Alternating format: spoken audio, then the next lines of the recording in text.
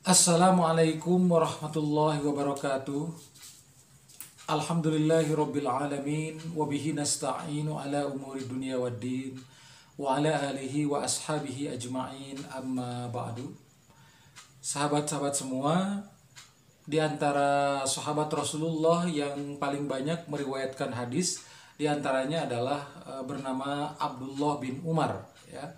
Abdullah bin Umar ini adalah sahabat Rasulullah yang termasuk di antara sahabat yang paling banyak meriwayatkan hadis, dan kedudukannya itu pada peringkat kedua setelah Abu Hurairah. Jadi sahabat Rasulullah yang paling banyak meriwayatkan hadis namanya adalah Abu Hurairah, dan pada peringkat kedua yaitu Abdullah bin Umar.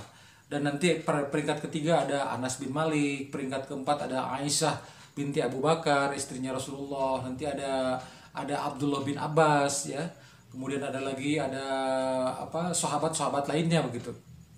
Nah, pada peringkat kedua yaitu Abdullah bin Umar.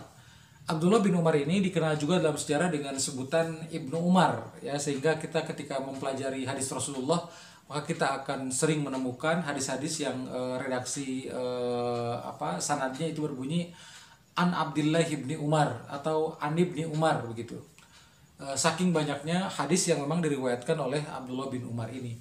Nah, jika kita telusuri sejarahnya, Abdullah bin Umar ini atau Ibnu Umar ini merupakan putra dari Khalifah Umar bin Khattab. Jadi merupakan anak kandung dari Khalifah Umar bin Khattab, khalifah kedua yang menjadi pemimpin kaum muslimin setelah wafatnya Rasulullah dan setelah wafatnya Khalifah Abu Bakar As-Siddiq gitu. Sehingga sebetulnya tidak mengherankan ketika seorang Abdullah bin Umar itu memiliki jiwa jiwa kepemimpinan dari ayahnya yaitu Umar bin Khattab, kemudian kecerdasan yang juga diwarisi oleh Abdullah bin Umar dari ayahnya yaitu Umar bin Khattab.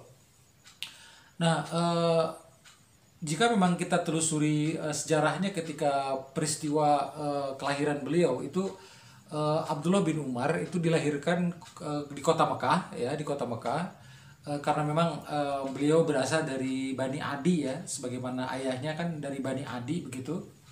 Dan Abdullah bin Umar ini beliau itu lahir kurang lebih sekitar 3 tahun setelah peristiwa diangkatnya Nabi Muhammad sebagai Nabi dan Rasul. Artinya kelahiran Abdullah bin Umar kurang lebih 3 tahun setelah peristiwa Bi'tsah, diangkatnya Nabi Muhammad sebagai Nabi dan Rasul. Sehingga selisih usia antara Abdullah bin Umar dengan Rasulullah SAW itu sekitar 43 tahun kurang lebih, karena sebagaimana kita ketahui bahwa Rasulullah itu diangkat sebagai Nabi dan Rasul pada usia 40 tahun, sedangkan Abdullah bin Umar lahir 3 tahun setelahnya begitu.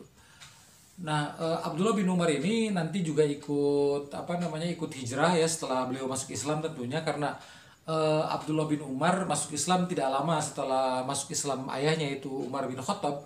Dan nanti ketika Umar bin Khattab ayahnya Abdullah bin Umar ini hijrah ke Madinah, ke Yathrib bersama para sahabat lainnya dalam rangka melaksanakan perintah Rasulullah, Abdullah bin Umar ini pun ikut bersama ayahnya berhijrah ke kota Madinah. Dan kiprah beliau di medan jihad itu mulai terlibat ketika perang Khandaq, ya, ketika perang Parit atau perang Ahzab itu di tahun ke-5 Hijrah.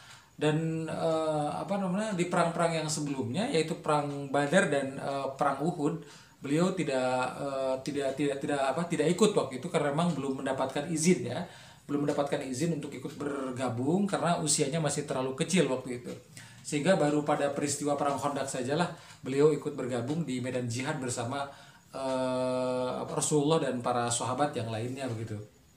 Nah, Abdullah bin Umar ini memang dalam catatan sejarah juga ikut terlibat ketika peristiwa Fathu Makkah, misalnya pembebasan dan penaklukan kota Makkah dari kemusyrikan. Jadi kota Makkah dibebaskan oleh Rasulullah dan para sahabat, karena Rasulullah waktu itu ketika peristiwa pembebasan kota Makkah, Fathu Makkah itu, Rasulullah bersama sekitar 10.000 sahabat, ya, kurang lebih, dan diantaranya adalah Abdullah bin Umar yang juga ikut pada saat itu begitu.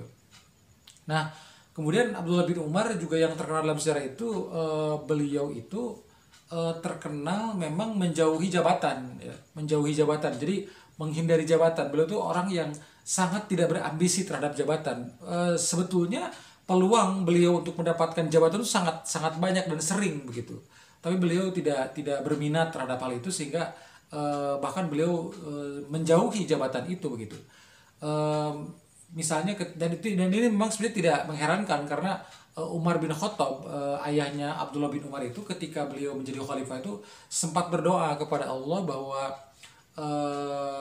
berdoa memanjatkan doa agar musibah kepemimpinan itu hanya dirasakan oleh Umar bin Khattab dan tidak dirasakan oleh anak-anaknya. Itulah diantara doa Umar bin Khattab yang dipanjatkan kepada Allah, sehingga tidak mengherankan ketika anaknya itu Abdullah bin Umar tidak tidak berminat terhadap jabatan-jabatan yang ditawarkan kepadanya.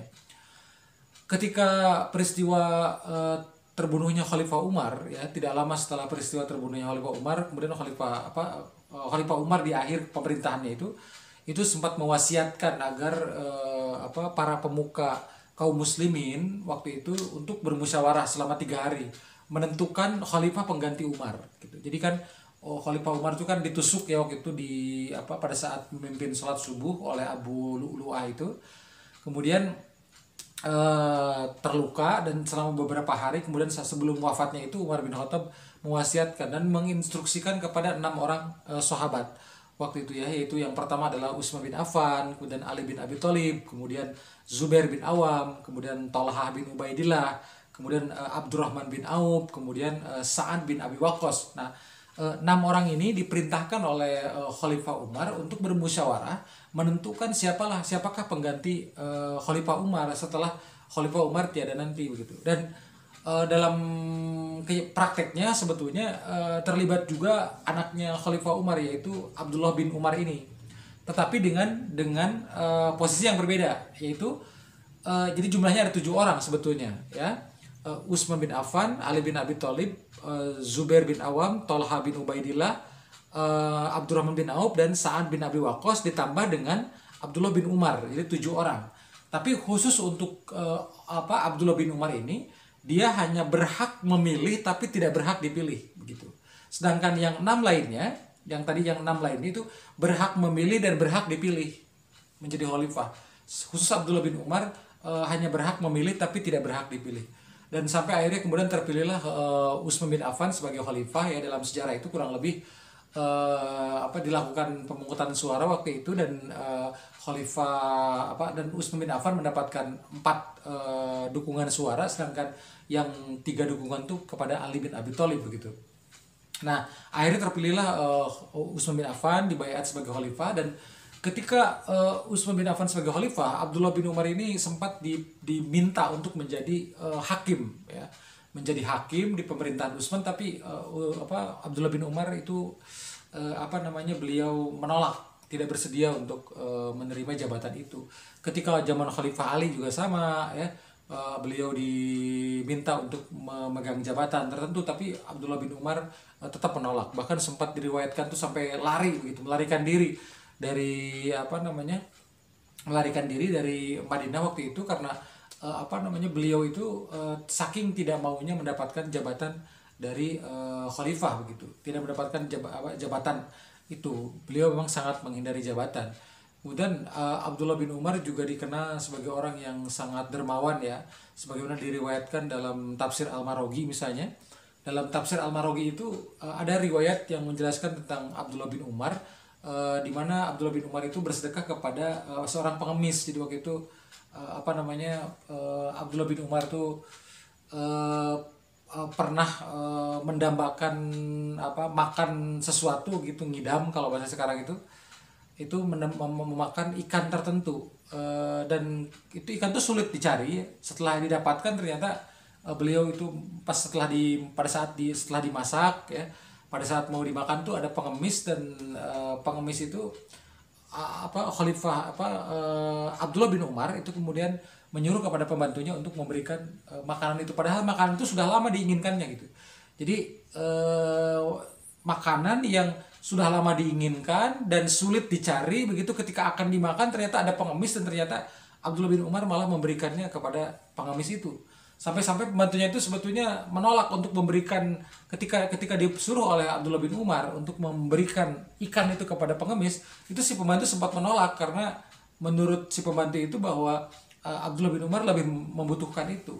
Tapi akhirnya tetap diberikan oleh Abdullah bin Umar begitu. Itulah diantara riwayat yang terdapat dalam tafsir Al-Maragid tentang sikap dermawannya seorang Abdullah bin Umar. Dan Abdullah bin Umar ini nanti memang dalam sejarahnya di masa tuanya itu beliau itu sempat mengalami ini terganggu penglihatannya, sempat terganggu penglihatannya, beliau tidak bisa melihat secara normal begitu. Itu di akhir kehidupannya begitu ya.